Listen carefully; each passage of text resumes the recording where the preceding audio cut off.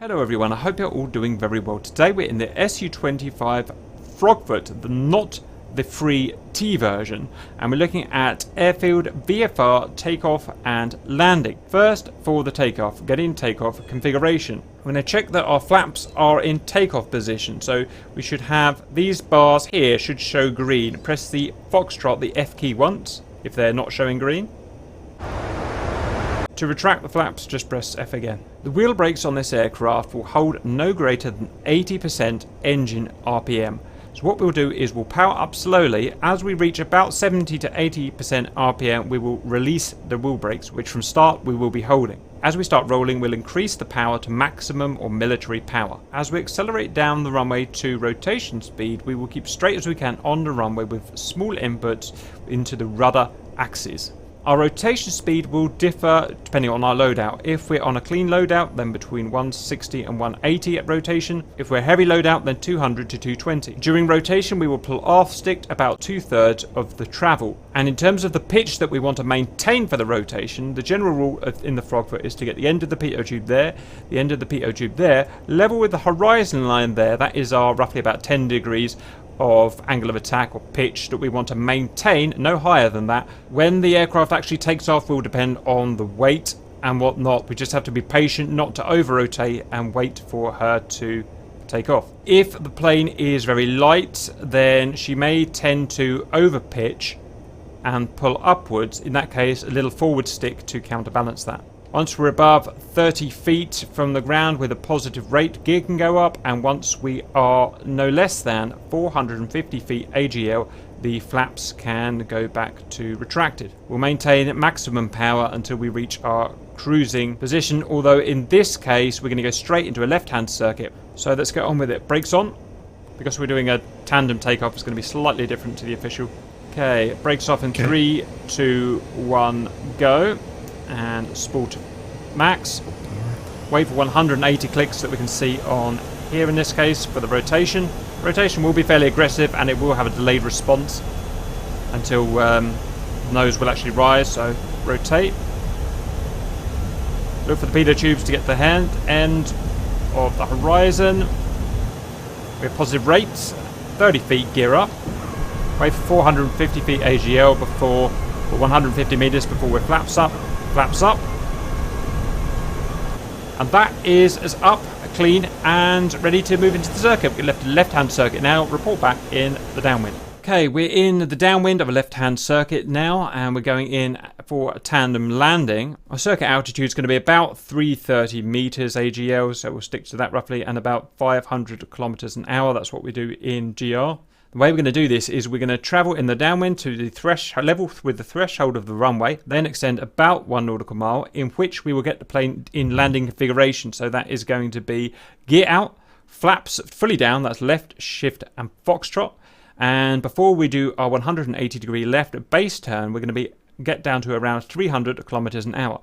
After our base turn, we'll then come in on a 3 degrees negative approach to the threshold of the runway. Our speed will go down from 300 to about 250 kilometers per hour. Now note that if you are heavily laden, then you're going to have to increase the speed proportionally. We're going to stick to the centered line of the runway as best we can, although we'll have to offset as a tandem pair. Now, as we're on the very last leg of the final approach, the last 200 feet or so, we're going to have to ensure that we are on the correct angle of attack for landing. We do not have an angle of attack indexer per se, but the general rule of thumb, as stated in the flight manual, is for the landing angle of attack to be that our pitot tubes there and there are level with the horizon. That will give our 10-degree angle of attack as required. Once we're wheels down, then ensure the nose wheel has touched the ground before we deploy a parachute, and we should be slow enough by the 250 kilometers per hour limit by the time our nose wheel is down. Press the Papa key to release the parachute. For braking, we can employ wheel brake also as necessary. We can use nose wheel steering and or rudder. If we're going to use nose wheel steering for adjustments, careful not to wheel brake at the same time. Let's get on with it. 3, 2, 1 and pause. Reduce the throttle now. We're going to work our way down to 300 clicks per hour. Use air brakes if you need to. Once we're below 400 kilometers an hour, I'm going to put air brakes 3, 2, 1 air brake.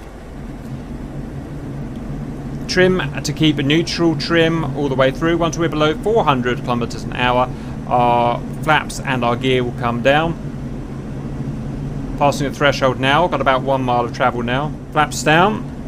Gear down. Watch for the drag and watch for the ballooning. As you can see there, trim as necessary.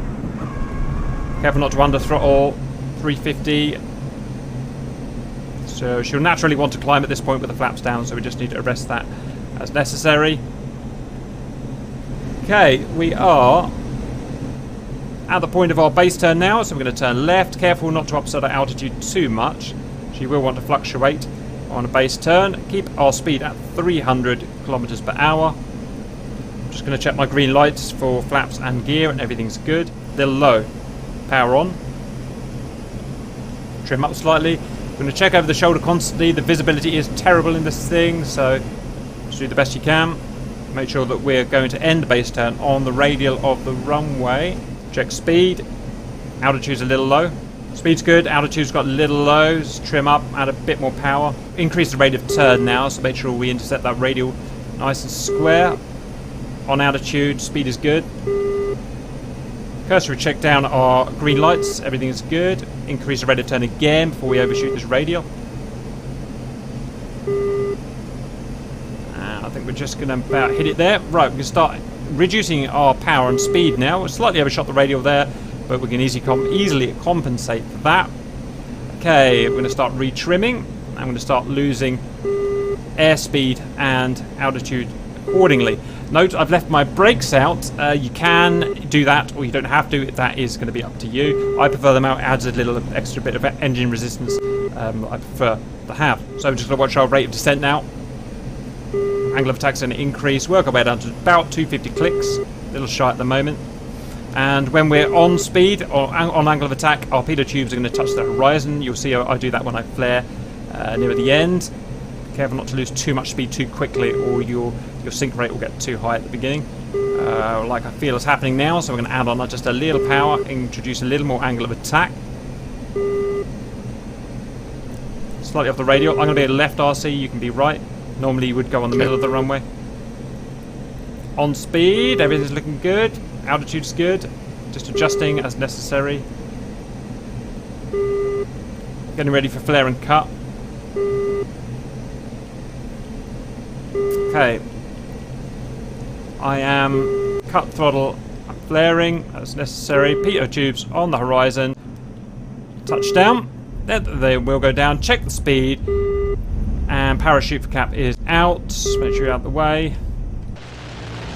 Parachute out, RC. Yep. Good job. Didn't need any wheel brake. We were pretty slow there. If we were really heavy, then you may want to wheel brake as well. Right, good clean formation landing there. Any comments from you, RC? No, it went really well. Press and hold P now to let the chutes out.